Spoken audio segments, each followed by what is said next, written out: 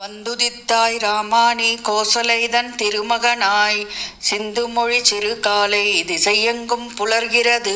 விழித்தெழுந்த காலையில் இத்திருப்பள்ளி எழுச்சிதனை விழைந்துணர்ந்து படிப்பவரை கேட்பவரை நினைப்பவரை வழுத்துகின்றார் எவர் அவர்க்கு வரங்களோடு முக்தி தர. எழுந்தருள்வாய் எழுந்தருள்வாய் வெங்கடவாய் எழுந்தருள்வாய். அன்பர்களே, மகாவிஷ்ணுவை துயில் எழுப்புவதற்காக அனைத்து வைணவ தலங்களிலும் அதிகாலை கோவில் நடை திறக்கப்படும் போது சுப்பிரபாதம் பாடப்படுவது வழக்கம்.